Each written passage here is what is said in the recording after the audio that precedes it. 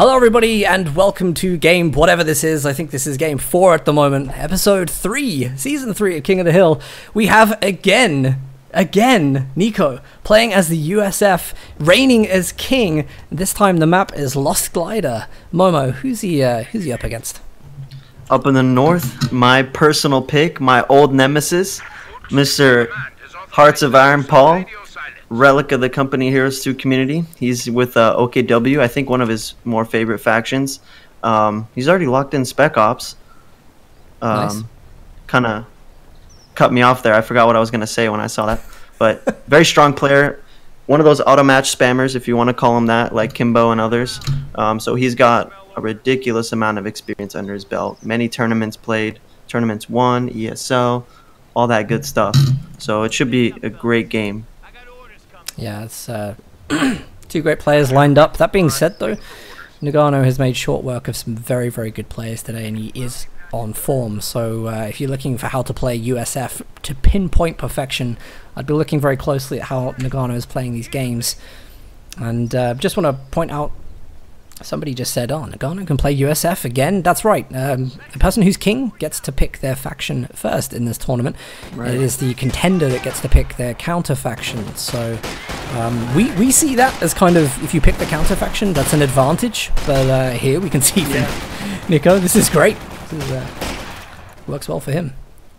Yeah, he's sticking to what works. He's already locked in recon support. Playing in and out of the house games in the south part of the map with the Stern Pioneer, but Paul making the smart decision, just chilling by the side that doesn't have a window he can shoot back from, chasing off these restaurant who definitely have to... Yeah, that was nice actually, really nice engagement, and totally negating the advantage of being that building by getting on the side with no windows. Of course you can fire in, but the units inside can't fire out.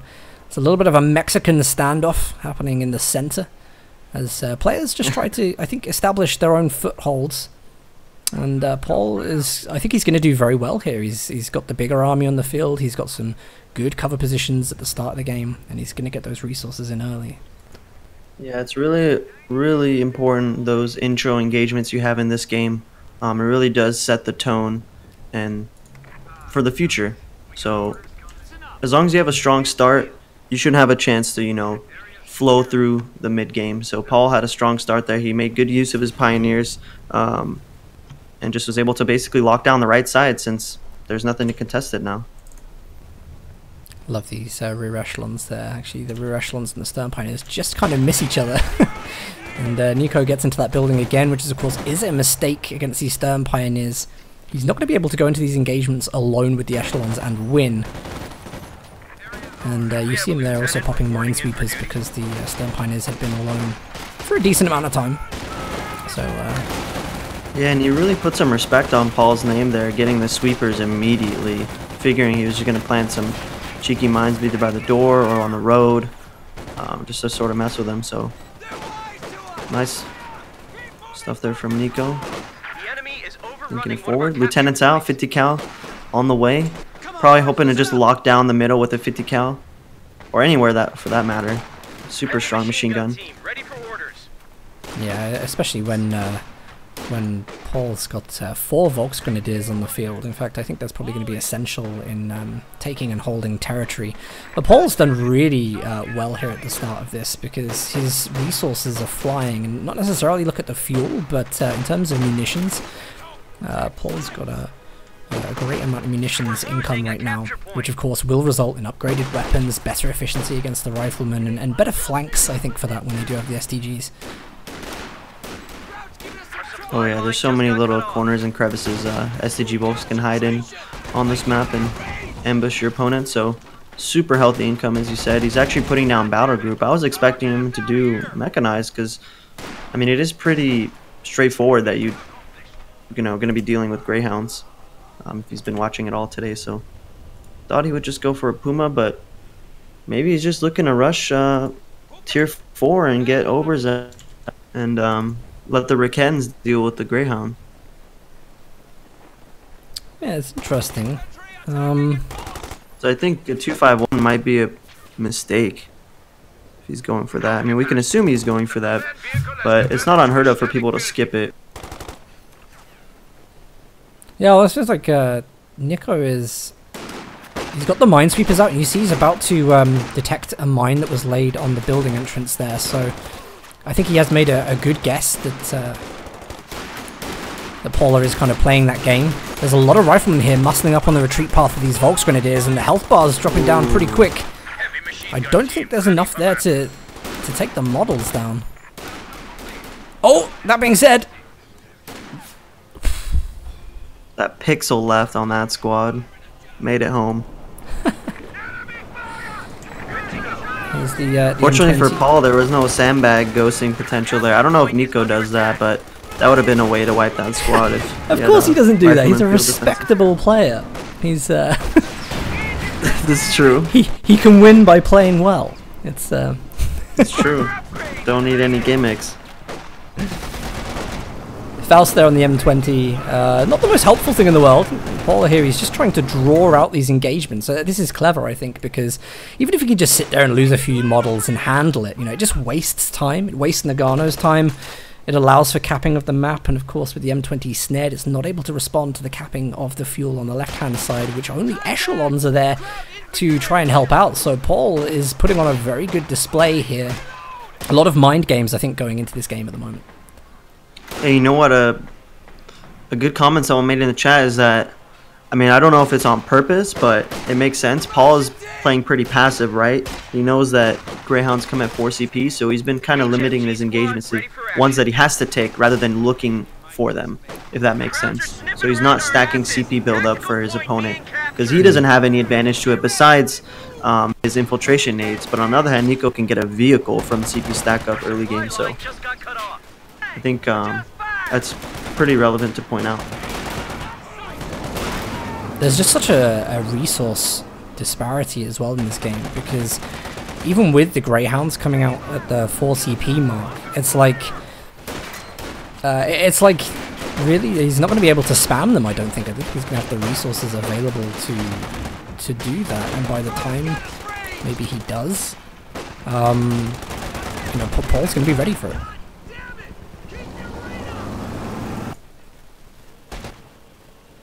I feel as well like, actually I like the battle grouper decision, because all the OKW players we've seen today have been going into these engagements with low health squads. They're relying on the Puma, they're relying on dropping the medical supply crates, you know, from the Stern Pioneers, and it's almost like, you know, they lose all the engagements, and as soon as the Greyhound comes out, it's like, it's even worse, it's 10 times worse. So, you know, maybe being able to survive with the infantry and heal them is going to be a real benefit. Yeah, huge benefit. Keeps you efficient in your engagements. You know, you're not walking in with the potential of getting a model sniped immediately because you're, you know, lower health. You know, you can't see the individual model health, so you never know if, you know, that little slight HP loss on your guy coming out means one guy is about to die. It means you lose a bunch of DPS, so it is important. Nice flank on the MG there, which is suppressing the Stern Pioneers, and I think Nico actually responds quite well, given that he's also fighting an engagement with a garrison in the north. There is so much like respect going on here. I think there's a lot of do you know what I mean? There's nothing that's happening that's just like, you know, trying to rush or anything like that. There's a level of fear in both players. Yeah, it's not like a Kimbo game where he's just trying to win right away. If he doesn't win, it's /L. There is about a back and forth. You know, there is no rush to finish the game, because these players can play the long haul. Like, they've been doing it for years, so it's no problem to, you know, have that little back and forth, as you mentioned. While they're trying to get on top of the paratroopers with a combination of infiltration grenades and the incendiary. There's a nice little vantage point from the garrison now to deal with the MG, and that MG did not have time to suppress these Volksgrenadiers, but Paula really needs to focus on getting them out of there as quick as possible. He's focus firing this 50 cal. It's getting super low. He's gonna have to retreat it. Gets that incendiary nade out, but I think it'll be fine if he gets out of there. A little close, but oh. Nice dodge by Nico on those infiltration nades through the wall there, if you saw that. Yeah, Paul went for it. Good stuff. And nice pushback by Nico without a Greyhound, just M20, 50 cals, and that airdropped combat group pushing Paul back. He just now got a Riketten onto the field, so might give him a bit of a space to push back. Was Paul there trying to ghost with the barricade? Yeah, he was. Ooh. Paul is like the original OG of that stuff. He would, back when wires and stuff wouldn't disappear if you were away from it. Like on Kolodny, on that Southern munition, he would block off everything with ghost wire, so your pathing would be messed up. So I mean, he's the godfather of this stuff. Well, I'd say at this stage, Nicko's done very well to turn the map back into his favor. He's got a good lockdown at the moment, and we're just waiting, I think, for Paul to make a choice. He's not gone for another SWS yet. He's got more than enough fuel and resources, so I highly doubt he's going to wait until 12 CPs for the for the command. No reason to, with this much income coming in. Just want to rush out that Panzer IV. Potentially overs. Yeah, so it's interesting that he's not spending these resources right now. We'll have to assume that he's maybe waiting for something from Nicko, maybe a second Greyhound, so he can detect that there's a draw on his opponent's fuel. But I mean, that's a long game to play, and you can lose a serious advantage by doing that. Yeah, he might still be stuck in the Colin mentality. I mean, it's used to be bread and butter for everything, really, so I can kind of get him personally going that way, but like you said, it would definitely be a mistake. Wow, this counter MG play there. Trying to suppress and getting close with the Stern Pioneers, and Nicko's got it covered with an MG in the building himself. Yeah, I'm surprised he hasn't built an ISG. That thing is super useful with the free smoke barrages you can pull off. I mean, outside of just auto barraging everywhere, against double 50 cal, you need some kind of indirect fire, and as OKW, outside of the Stuka, really only do have the ISG. There was a danger moment for Nicko there. He manages to get it very quickly. Did he just take down the MG there, or did it get away? No, it got away. That's good. No, it got away. Why is he building a 251 right now? Earth to ball. I guess that what he's trying to do is dominate the right-hand side, keep it there against the infantry, and maybe rely on Rikettens until Command Panther. I'd probably guess that's what he's doing, but it's a very, very weird build. Yeah, I mean, the only thing I could think of is to stack CPs to a Panther and, you know, get more CPs by having the flak. But I mean, if you were going to do that, you should have got it like 8 minutes ago, 7 minutes ago. So, okay, he canceled it. Thank God. That was one of the weirdest things I've seen today. I mean, maybe he misclicked it. Is it the same hotkey as SWS? No, he didn't. No, it is. No, he did not. Okay, you never know. Okay. I was trying to help him out there. Maybe he misclicked, Paula. Oh, dear. Or he could be listening to the cast. No, there's delay. Just kidding, guys. Someone said that in chat. Paula's just doing it to annoy us. But that can't happen. Actually, the game is way ahead of what we're casting at the moment, even though it is live. So yeah, definitely far longer than it would take to actually build the half track. So it's just a joke. Okay, so he's kind of cemented his presence here on the right side. Even I don't like this. I don't like this from the Riketten. That's really tough, actually. He doesn't want to lose the last model of that Riketten as it gets away, and I think... Oh, he just gets it! With a really nice... Yeah, a really nice sneak there. The Volksgrenadier isn't going to pop out with a Faust. He's comfortable just getting the Riketten, and actually that allows him to keep it on the field, which is good in itself. Tier 4 does not want to go down right now. Yeah, he's brought it up here. Yeah, whilst nice MG placement from Paul there. Oh, cluster bombs. And Paula hasn't reacted maybe quick enough. He'll be okay. There we go. Now Paula's desperate to get the tier 4 building there. I'm pretty sure it's been detected by Nicko. You see that Paula's now having to take that back to his base territories. I also don't know why he didn't get caught out. Yeah, that's true. I don't know why he didn't build any SCGs. He's just been spamming nades. So he also has built a second Raquette, and good timing for this Sherman to come out, but he's totally pushed off the map. He's barely got anything to his name right now. I think actually every single game that Paul has played in this tournament so far has been the same. It has been a stall for a late game tank, which I think it is absolutely on the cards right now. Double Raquettes to defend against the M20 and the Sherman, and M20 is crazy. Look at the speed on reverse. Yeah, that thing is a monster. Probably my favorite unit in the game. But I don't know, stalling for Colin is pretty dicey considering it's 4.5 more CPs. That's another Sherman on top of what he has, so he's gonna have to deal with 2 Shermans, M20, and you know that whole USF roster that he has. So he's really gonna need him to make some mistakes. One of the things I really like about Special Operations Doctrine is that it's a recon-based commander, and you know, if he's got the Panther, if he's got the cluster bombs, by the way, just annihilating one of the Raquettes and forcing away an MG. And nice little use of call in there. These Volks Grenadiers are going to try and get that Raquette and take it back to base.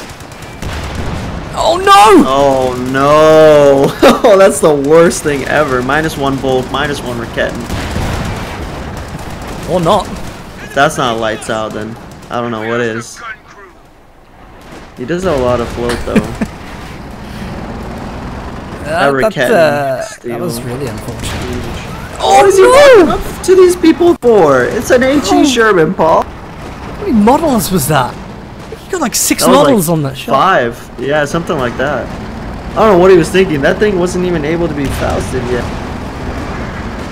Let's give us a chance to just get into some cinematic mode, because this Sherman's just having a great time.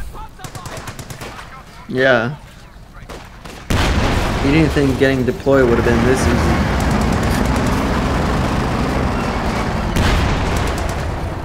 Oh. That shot just blew a model out of one of the windows. Yeah, that looked really weird. Oh, he's all blobbed up, Paul.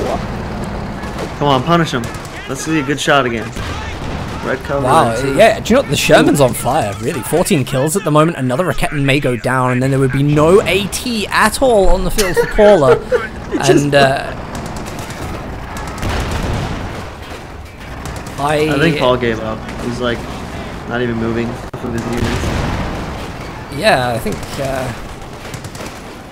I don't know, perhaps like Bitcoin just went up on the markets, do you know what I mean? He's just like, oh damn, I was like, I really need to cash in for Litecoin and make this trade. Oh, the cluster bombs on top of it. Yeah, he has another tab open. He just keeps all tabbing between the games. Yeah. Make sure he gets the trade in on time.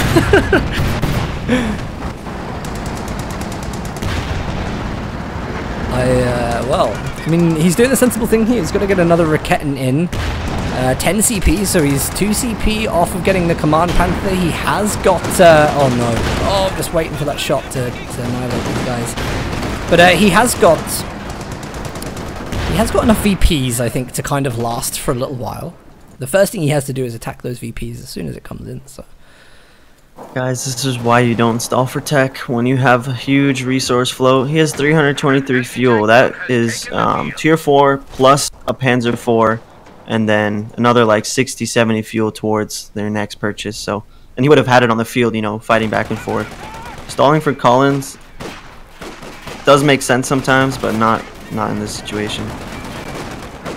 Total macro mistake from Paul, in my opinion. I would agree that he seems to be doing this with all factions. The fact that Nicko is playing USF, I think, prevents him from playing Brits, where he's able to do this really well with the Crocodile, and that actually does work for him. So just the fact alone that Nicko gets the faction selection has been helpful to him here. Yeah, he's denying him his strat. Yeah, and there's the second Sherman coming out before we've even reached 11 CPs, so there's not going to be enough time for Paul to make a comeback, even if he starts wiping stuff. This triple cap is beating him down. He is going to neutralize one on the left, though, so nice a bit little more time. drive up to the building and smoke. Get the a little bit of work.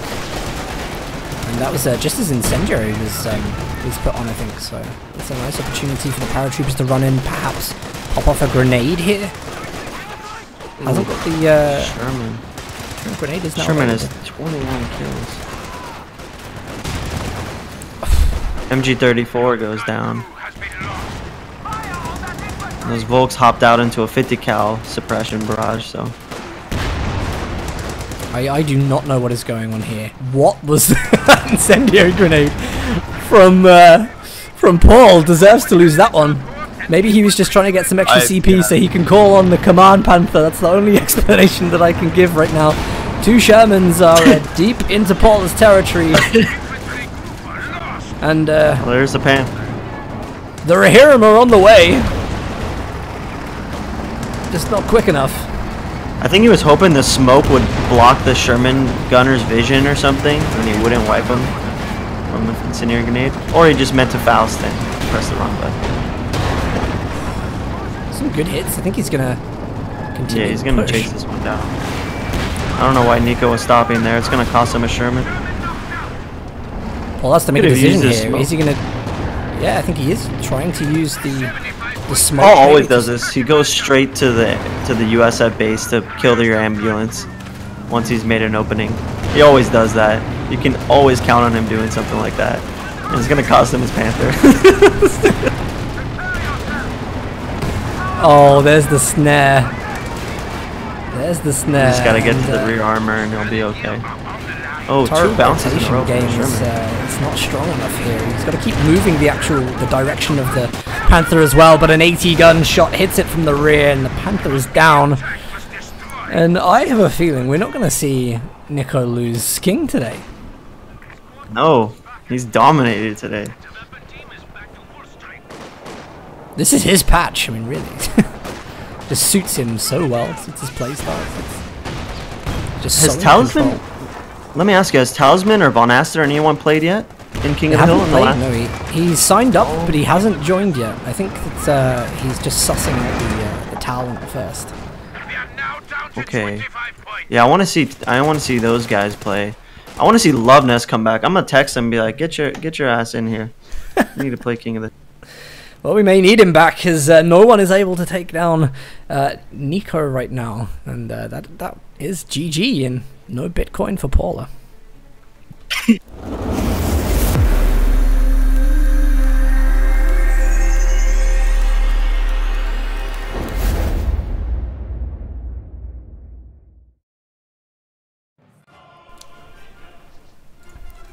Well, what do you have to say about that game, Momo? Is there any? I think Nico was just a big old lucker, as Paul would say.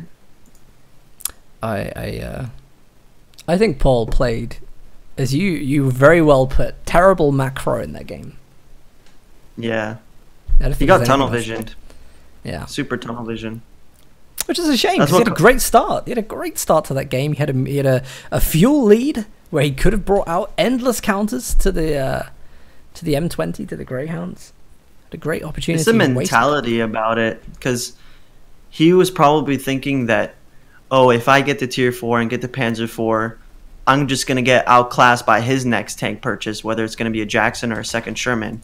What I should do is wait and get my Uber tank, and I'll cover all my bases. But it's a flawed way of thinking when you have that much fuel and you've gotten pushed back. You miss your opportunity window. I've got two graphs in front of me right now, Momo, which very, very accurately display this situation, which involve Paula having a very upward trend graph of resources against Nagano's flatlining, and then when we look at the army value, like Paula's it just does nothing. It does nothing until 22 minutes, being behind for 12 minutes. I don't know. Hey, Yeah. pro strats. Who am I to argue? Do you mean? Can't argue with that. These You top got 10 the players. But Paul is a machine. He learns from his mistakes, as do all of our top players. So I think he took something from that, and we'll see him next week with a better showing. I'll believe in him on that one.